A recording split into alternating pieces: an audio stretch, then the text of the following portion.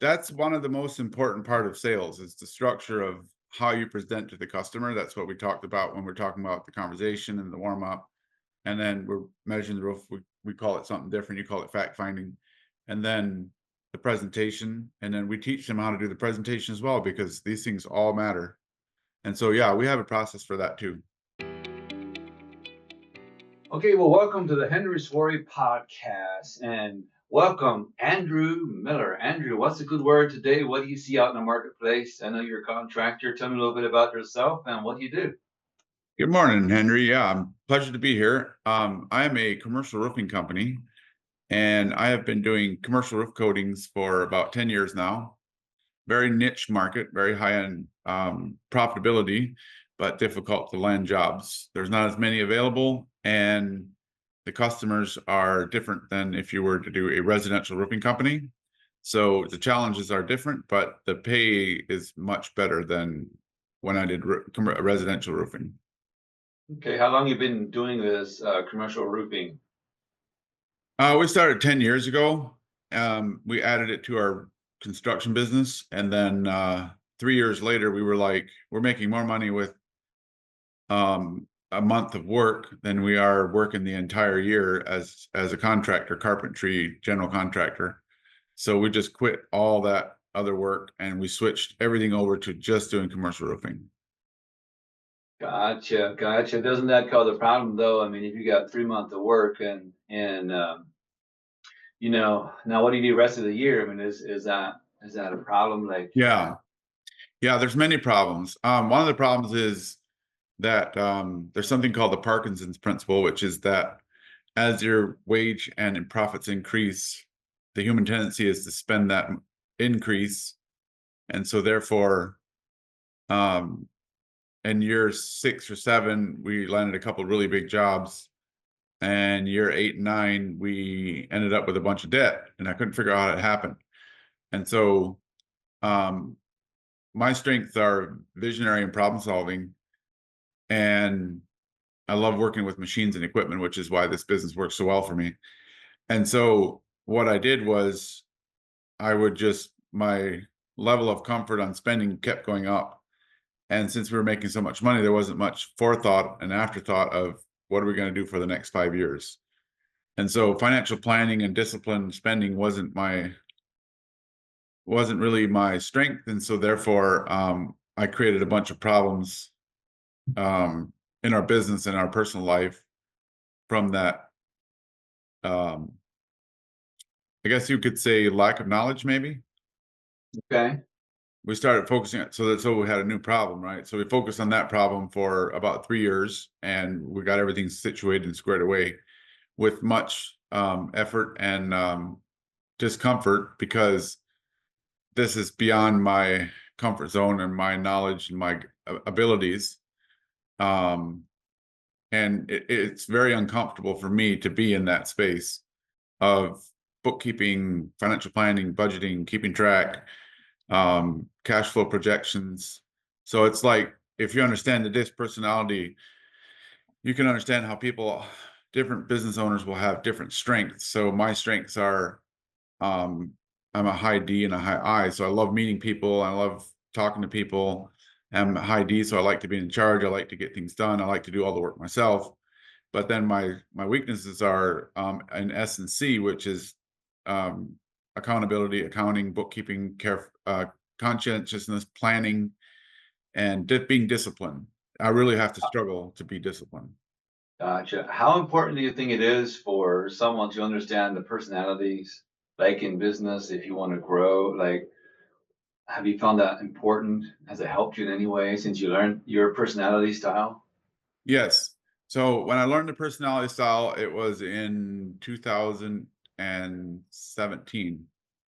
And once I understood that, my sales doubled every year for 3 years, because I treated people the way they want to be treated. What I mean by that is, if I was meeting with a high D personality, that was high energy like myself, I knew that he wanted me to get to the point and tell him the outlines. He wanted me to tell him how long the project's going to take, when I can get started, and how much it's going to cost. But if I would meet a personality like an accountant, which I did several roofs for some accounting firms, The first meeting we wouldn't talk much about the roof. We would talk about them. And so understanding personality gives you an insight into how people think and what their comfort level is, because ultimately we are creatures of we make emotional decisions, and the emotional level will depend on your personality. Right, right. So, um, that has helped you back then. How is it helping you today, or have you plateaued at all in your company? Yes, Like, okay, definitely. Yeah. So year seven, um, well, 2020 was when year seven was, we plateaued big time. And actually we went backwards. And then in 22, we went backwards again as far as overall sales, but we had also increased our price quite a bit because of the material being up. We also increased our top line. And at that point, I started learning how to be better at pricing competitively with the market instead of what I need to sell the work at. And so I started selling jobs at a higher dollar, but less jobs. So I had more time. And I used that time to learn more about the bookkeeping side of things. I hired a bookkeeper. They helped me get caught up on my bookkeeping. And then 23, 24, we had a really big year. We started growing again. And we grew in 23 about 30%, and 24 we grew another 15%. So the understanding personality is understanding yourself. That's the big thing. And yeah, yeah, I heard this quote from E.T., the hip hop preacher. His name is Eric Thomas. He's a motivational speaker. He said, if you're not good at bookkeeping, stop trying to learn how to be a bookkeeper. Just hire one. And what I've learned from talking to various coaches is that bookkeepers don't charge that much, and it's much easier to have them do the work and me focus on what makes me money, which is selling roofs. exactly. And so, if you were talking to the younger business person today, a lot of them are good in service. It seems like that's where we all start in service because that's where we're working. Um, and they're not the best in bookkeeping, so that's what you would tell them is find somebody to cover areas that you're not good at, or how would you tell them that? I mean, what's the one thing you would tell them? I would say for a young company that's just starting in the roofing business, we'll use roofing as an example because the terms are more familiar. Um, I would encourage them to find somebody who's at the $3 million mark to be a mentor. Maybe you have to go out of state to find someone who isn't a competitor that's willing to talk to you. But if you don't do that, then you're going to make all the mistakes that we made along the way. I started my business in 2005, and I knew nothing about business. I was a carpenter. I knew how to build houses. And first year we had a great year. It was a boom year, and I thought I just had it all figured out. And in 2006, the economy started slipping, and by 2008, it was a crash. In 2009, I hit rock bottom. I was so far in debt that I couldn't borrow anymore. My credit was shot, and I had no more credit available. And that's when I was forced to learn how to do business the right way, or file bankruptcy, which I didn't feel right about. I didn't want to do that. So over the next 4 years, very painfully, we gained a little bit every year on our debt. And then by 2014, we started doing commercial roofing. In 2015, I was finally out of debt. So 2005, 2015 was 10 years, 5 years of going in the hole, 5 years getting back out.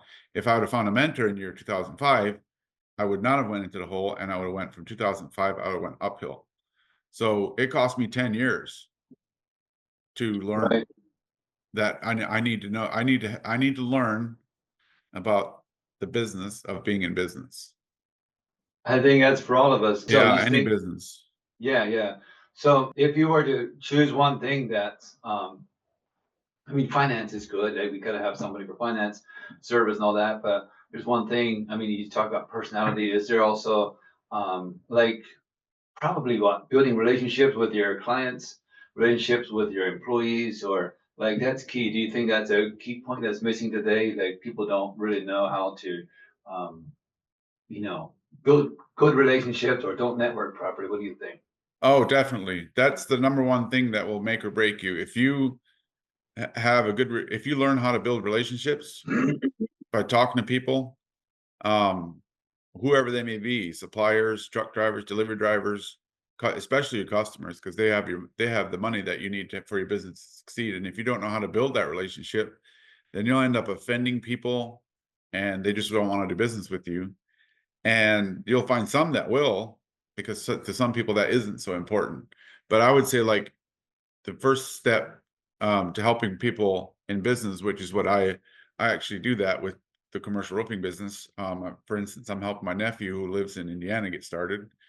Young guy, doesn't have any business experience. He has had a tile business for a year now. Um, and the first thing we did was a personality test to see what his strengths are, and then we focus on he's working on the things that he has strength in, and then he's outsourcing everything else for now. And so, me being able to guide him along the way will prevent him from, you know, taking a big dip. Building relationships is definitely the key because we're always in the people business. Right. And I think that's the key to having a business even is we are in the people business and like if, for instance, you say you do roofing, so you're actually serving people and so you're helping people, you're solving their problem, right? And it's not like an ATM machine, oh, ching ching, we're gonna make so much money on this project or that project, even though we gotta make money, right? It's part of life, we can't live without it. I think um and tell me if I'm wrong. Too many people they go after the big money they can make, and they may not do a good enough job like they should, or they burn through relationship after relationship with other vendors, with vendors, or they blame the people to not be on time with the delivery. Shoot, there's so many things that you could, and I think this relationship is a huge thing. And what's one thing that we could work on? You think? Yeah, as far as like customer relationship, is that what you're talking about? Yeah, so customer relationship. Also, there's vendors like let's say they don't get their job delivered on time, so you blame them. You know, and Oh, and definitely. and Okay. sometimes our poor, it's just one word. Sometimes our poor management pertains to an emergency, or we think it's an emergency on their side. Yes. So from a 30,000-foot view, I would say accountability is the key.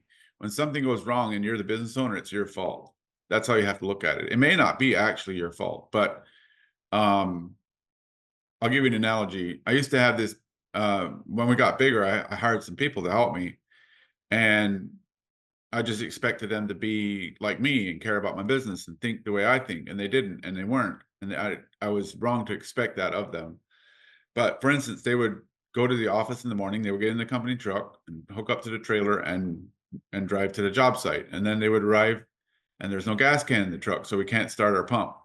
So then we had to go buy a gas can, buy gas, and so we lost an hour. So then the next day they bought the gas can, but they didn't stop and fill the gas can. So we arrived again and we had to go fill a gas can. This time it only took a half hour. And then I was reading a book on accountability. I don't remember which one it was. And I said, that was my fault. And then I thought to myself, that can't be my fault. I wasn't even in the truck. How could it be my fault? And then the answer just popped in my head because I didn't create a system in which they wouldn't arrive at work with an empty gas can. So it was a really very simple rule. I said, do you guys stop at the gas station in the morning? They're like, yeah, we stop and buy cigarettes every morning. And I said, okay, every morning, fill the truck, fill the trailer, fill the gas can every morning, no exceptions. Even if it's 1 gallon, that's what we're going to do. And we never ran out of gas again. So was it my fault? Not really, but if I take accountability and the customer complains about something, that's a common occurrence. I don't blame my guys. I don't blame my drivers or my I just say, "Oh, that's my bad. I'm gonna fix this right now." I take accountability and solve the problem because I have 2, 3 choices. I can accept it and agree to it, which is lying because it wasn't really my fault. I can deny it, which makes it someone else's problem, makes me doesn't maybe I don't look so bad. Or 3, I can solve it. If I solve the problem, the issue just goes away.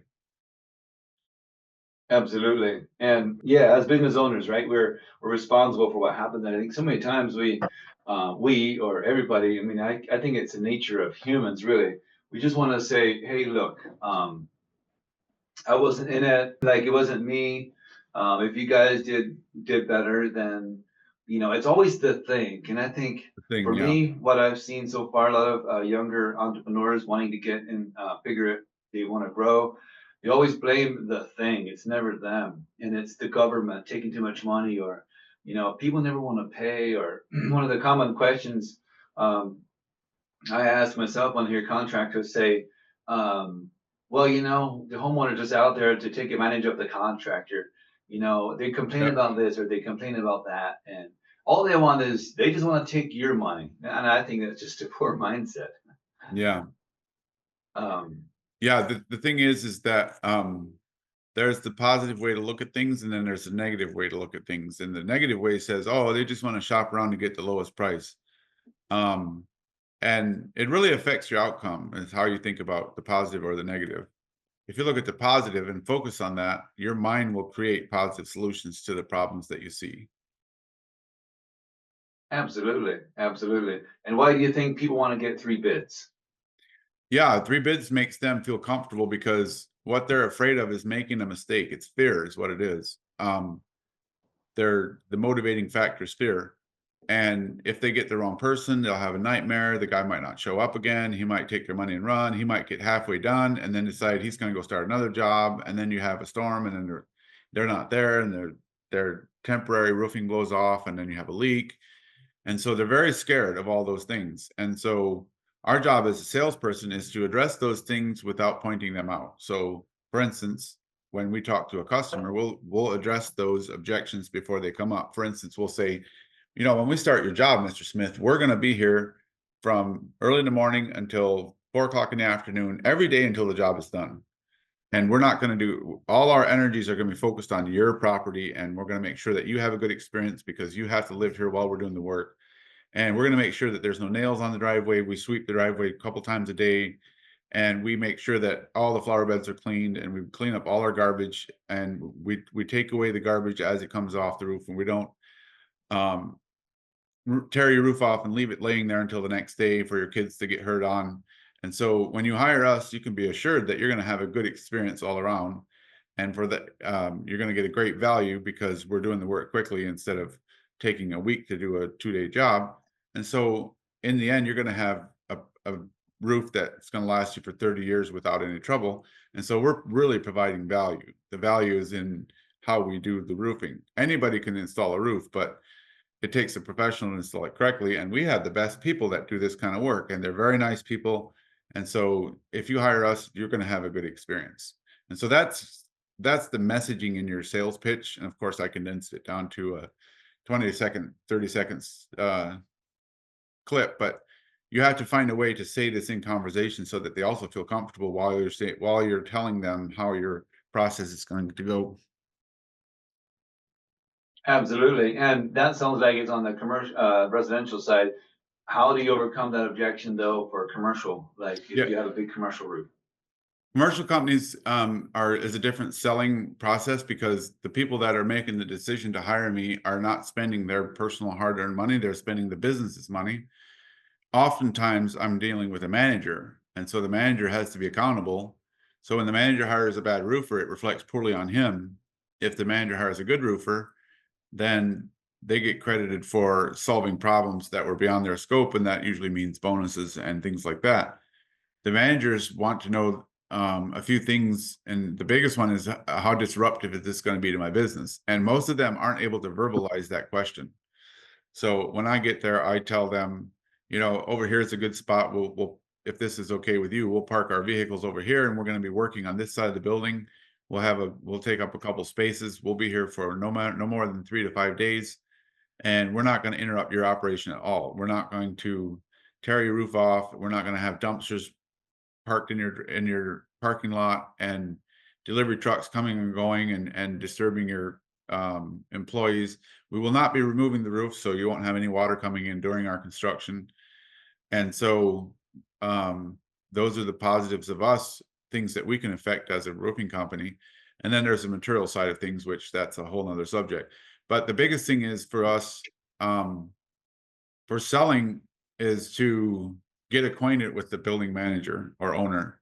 And we do that through conversation. So when I walk into a building for the first time to meet the owners, I my mentors taught me in this business that you're going to look good, you're going to smell good, and you're going to be professional and neat and early. You're not going to be on time, you're going to be early.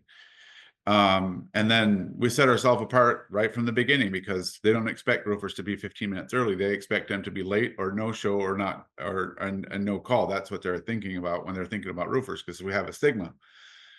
So as far as like the presentation, that's the very last thing. So what I do in the interim is I walk through the factory or building and I ask them, well, can I look at where you're having a problem? And so that they lead me to the problem. And while we're walking, I say, oh, what do you guys do here?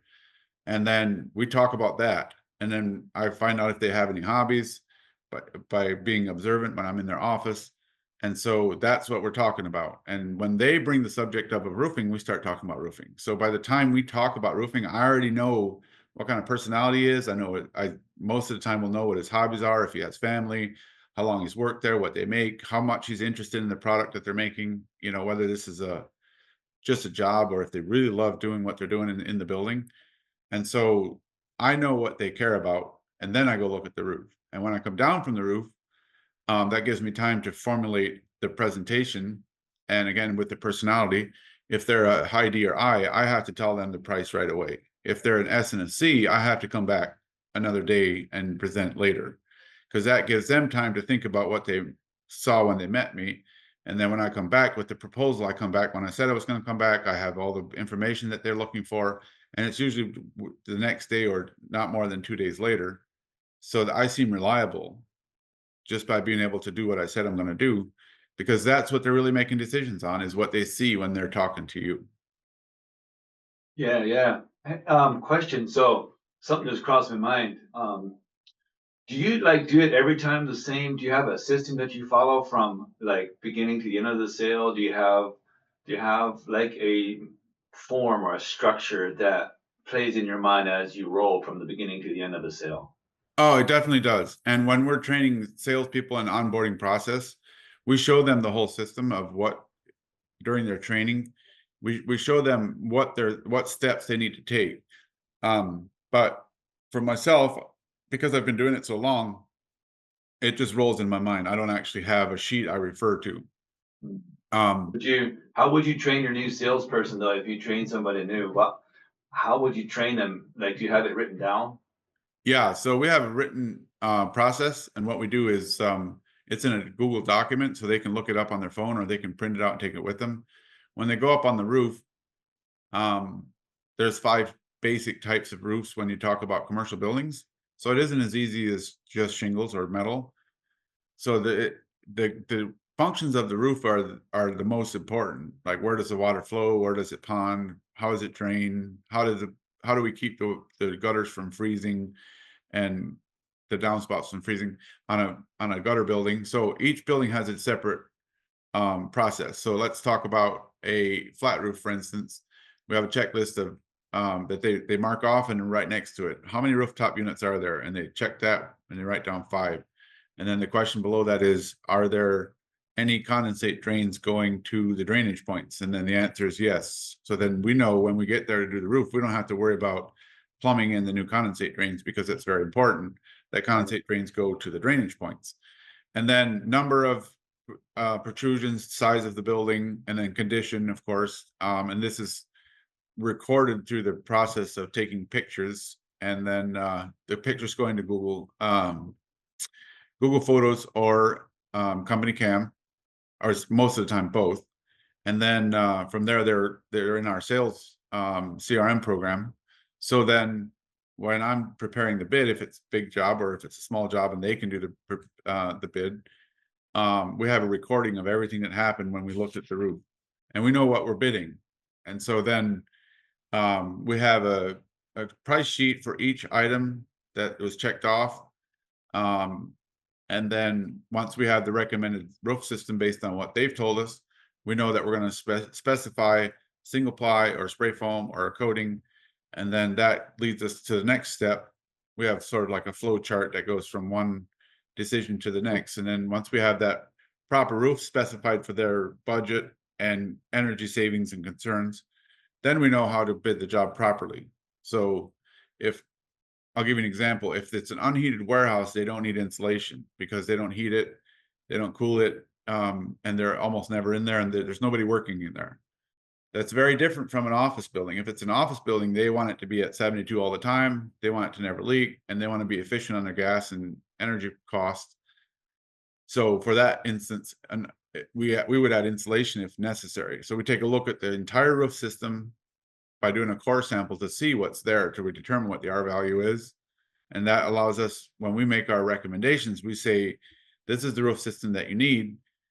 they might say, well, we have this other company bid us a single ply and it's much less expensive. And then I say, right, but you mentioned that you want this office is cold in the wintertime and warm in the summertime, and that you're uncomfortable in this building. Whereas if we put the insulation on, that solves the problem. Plus, it lowers your energy costs. So this roof will pay for itself in the next 15 years. My competitor didn't take that into consideration. And so therefore, if you do the price roof at half price, you'll just end up paying for that roof over and over and over and over. So Right. that's how we have a process. We get, That's your process for material. If I would define my question and ask in a different way, do you have like a process like you will teach your guys how to sell, like the beginning conversation, the part where you talked about the warm up a little bit, kind of what we call the warm up. We have a form for that, a specific method for building rapport. And then the next step is, fact finding. We have that check. We have a kind of have a system that we use and we promote. And I just didn't know if you have anything like that, move through the sales, yeah, through the close and all that. yeah, that's a good point. So that's one of the most important part of sales is the structure of how you present to the customer. That's what we talked about when we're talking about the conversation and the warm up. And then we're measuring the roof. We call it something different. You call it fact finding. And then the presentation. And then we teach them how to do the presentation as well, because these things all matter. And so, yeah, we have a process for that too. What about the close? Like, do you see young guys, young people in business, get confused when they ask for the sale? I call it the close. Like, you come down to the close, you're down to the end, and it's 150K, 200K for big commercial roofs, even 20K. Like, they've never sold a roof for $20,000. They're thinking in their mind, oh my goodness, oh my gosh, like I'm way like this is crazy high, or is he going to give me a no? Like, how do you teach the close? And then do you have like rules, or do you tell your guys like, okay, you can't talk about the weather here. You have to stay in the clothes, or come on, where are you Yeah. there?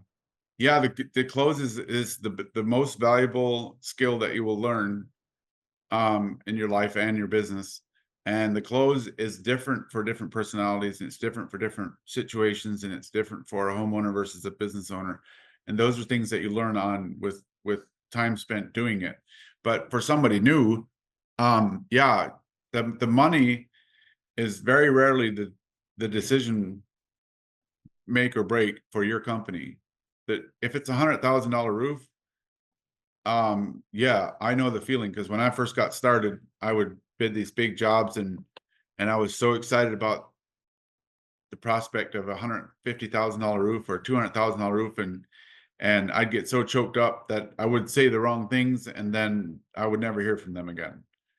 And so, yeah, and and then with time,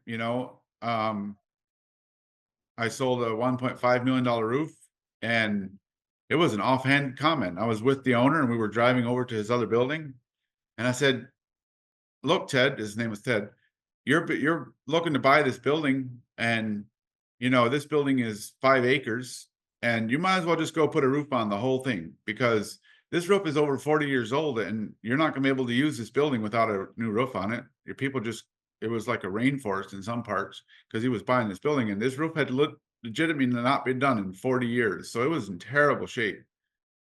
And he said, "How much would that cost?" And I said, "About 1.5 million." It's like, huh? And then he changed the subject, and I thought, well, that was kind of abrupt. Man, I shouldn't have said that. Um, but he dropped me off, and I told him I'll give you a call next week. And the next week we were on vacation, so middle of the week I called him and I asked him, what are you thinking about, Ted?" And he's like, "Yeah, I want to do it." So all those manipulative sales strategies and closing strategies that are forced on a customer to make them decide to go with you is not the same when you're in a commercial space. It's completely different. And so the ones that I didn't even try on, I would be more successful. And then I learned this the when I had those big roofs going, I had so little emotional attachment to customers saying yes or no, that I actually sold better, because I didn't care if they Yeah, said yes or no. I didn't need more work. I had all the work I needed. yeah. And so, that changed my outlook. And then after we were done with those big projects, we were back to being a normal salesperson. And then, the emotions start creeping in when you start getting low on your bank account and you need to close a job.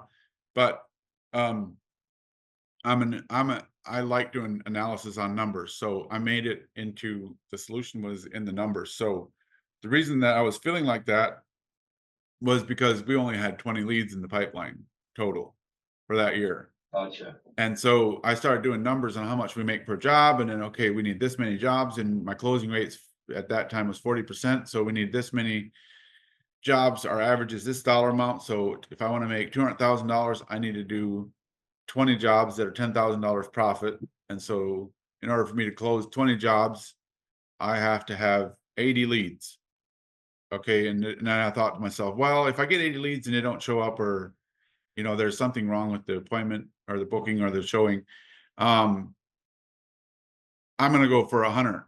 And I ended up with 110. So if you have 110 leads, you're less emotionally attached to the 20 that you have. So the answer is to have more leads in the pipeline if you're in that problem.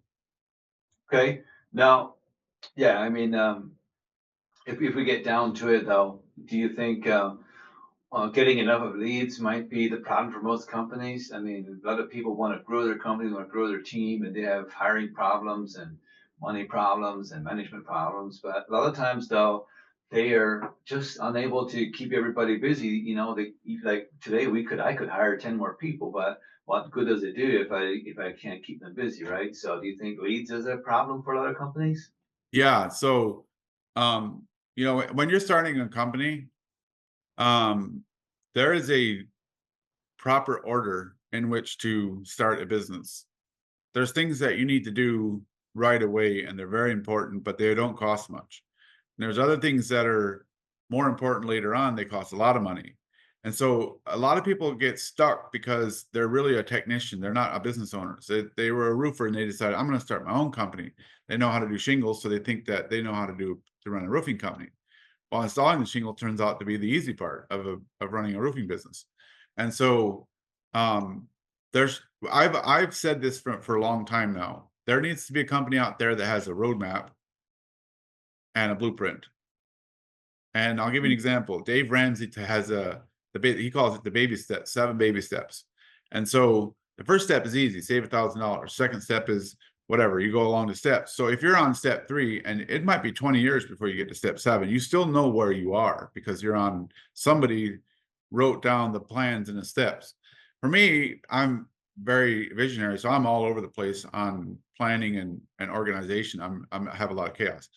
So even though I've been in business for 20 years now, I still don't have a proper structure of a roadmap to know where I am. I would just set goals and I would reach the goals, or I wouldn't reach the goals, and then I would reset the goals and I would try again. I think it would be very helpful for a company, especially a coaching company, to come up with a roadmap and have it sort of like, if you're starting a business, you need book 1. Okay, and you need to do everything in book 1 before you start on book 2. And then um, while you're in book 2, you can start some of the things on book 3, but you need to finish book 2 before you get to book 4 or page 4 or whatever it is.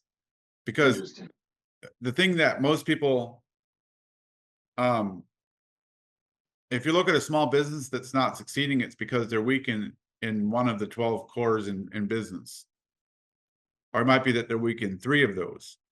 And so Right. if you have a business where you're doing roofs for housing or residential, and you're doing 2 jobs a day or one job a day, depending on your size of your company, the problems are a lot different than if you're doing one job a week and with only 1 or 2 people. And so, if you know where you want to go, then you should have a map on how to get there. Yeah, absolutely, absolutely. So, it sounds like something that we've been trying to do here. Like myself, I've been in the coaching spaces a little bit, and I'm creating a new course. Okay, I'm kind of coming back around, I could say, I guess, and really giving it my all. I put together some courses, and I've got a book together, or starting to write that book. And what you just said means a lot. Where you said, step 1, step 2, step 3, and that's exactly what I see with business owners starting in business. They just run over everything, and they violate this and they violate that, and they don't have proper structure. It's just like putting together a puzzle. If you don't have the clear picture, it's very hard to put it together. And that's Absolutely. one thing that we're doing here. So, Andrew, can you tell me a little bit like the difference I've made in you so far since we've been talking, and how would you recommend what you've seen about what I do? Yeah. So what I've seen in your company that is missing in most people that I know that own a company is the structure. It's very it we toured your office a couple weeks ago, and you showed me sort of how your business works. And what I liked about it was that if your employees walk in the door, they know where they're going and they know where to find what they need, and they also know what to do that day, and they know what's expected of them. And because you have such a well built machine, we'll call it, your business numbers tell the story. And so when I walk into most people's businesses, it's chaos. It's disorganized. There's stuff that just lays around and it's covered in dust and dirt and hasn't been used in years, but it's still there in their main office. Okay. Yeah. What about, go ahead. Yeah. So, and talking to you, I've had coaches in the past that, they would listen to me, but their role that they ended up playing was more like a therapist who would sit there and listen to me talk and help me organize my thoughts. But they didn't have a roofing business, so how are they going to tell me how to do a roofing business? And so I think that it's important for if you're looking to build your business beyond yourself, then you need to have a structure before you get started. Yeah. And we had, I had showed you a checklist I put together for a startup company, and you thought that was great. And also, what about the software I showed you that we use to stay organized? You think that would help you if you brought that into your company? Yes, there are things in your company that you're going to pay for by sacrifice or by cost. So if you have a CRM program, which is a customer relationship management program, you guys are using Job Nimbus, which I'm new to, but it looked really good.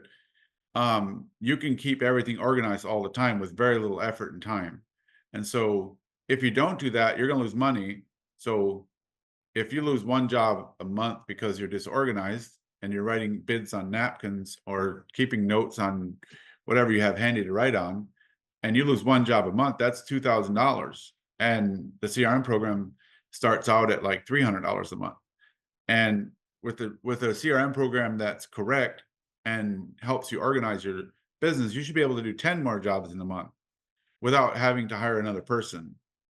That Exactly. by having And the the right management CRM. of the process of the installation, sometimes, you have projects open, we could have any given time, 15 to 20 jobs rolling at the same time because we start with roofs, gutters, siding, and oh my goodness, Yeah, we keep exactly. rolling.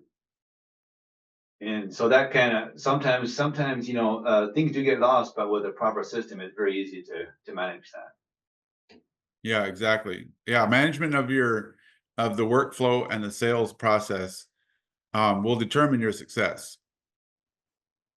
And the people behind the show, like thanks to everybody working here for my company also, because without great people, it's hard to move the needle in the right direction. And it seems like I've gone through a lot of struggles also, and it seems like when our backs are against the wall, we are forced to think of something new. So thank you so much for that. I appreciate that. And I think we're getting close to our time that we will have for this episode. So I would like to, ask you one more question. What's that one thing, if you were your younger self, everybody likes that question, right? What Yeah. would you do different if you're starting back over again, or even just today? Just give me some good old gold nugget. Yeah. So when I got started, we had a good year and then we had a bad year. And then we had more bad years and then we had more bad years. And if I would go back to my past self, I used to say that you should get out of business in the bad years and wait for it to get better and then get back in. That I don't think like that anymore. When I was in a bad year, if I'd have been doing bookkeeping, I would have known how bad it was. And then I could have made a decision to find somebody to help me. Now, when I look back, I think I should have found a mentor in the first year I went into business. I should have found somebody to help me with this business to teach me what I didn't know. And then um, I would go to the library and get fiction books and waste my time reading fiction when in your background I see John Maxwell. If I'd have been reading John Maxwell in that time, maybe that even would have helped. So it's very important what goes into your mind when you're starting a business. It needs to be filled with things that are related to your business that are positive, and to have a good mentor, and you'll know a good mentor by what they produce. Exactly. Yeah, very good. I got John Maxwell. I have quite a few books that I read here that have helped me shape my thinking. Norman Vincent Peale was probably one of the first ones that I followed and watched his videos. I absolutely loved him and his thinking, and it just led from one to the other. And Think and Grow Rich has been a good one too. I mean, it just goes on. Maxwell, he has got a lot of books. I've not nearly read all of his books, but yeah, thanks for sharing, Andrew, and I really appreciate your input and your thoughts and everything. And so until next time, have a good one. And also one more thing before we go, where can people find you if they need a roof or they want to get in contact with you about your business? Like, Sure. So the name of my business is Tricoat Roofing. That's Trikote. I have it on my shirt there if you can't see it. And you can go to the website, tricoatroofing.com. And if you just search in Google Maps for Tricoat Roofing in Cleveland, that I'm the only company with a name like that. So it shouldn't be hard to find. And if you reach out to us, we'll be more than happy to help you with your roof problems. all right. Well, thank you so much, Andrew. And until next time, have a good one. We'll see you All guys right. around. Thank you.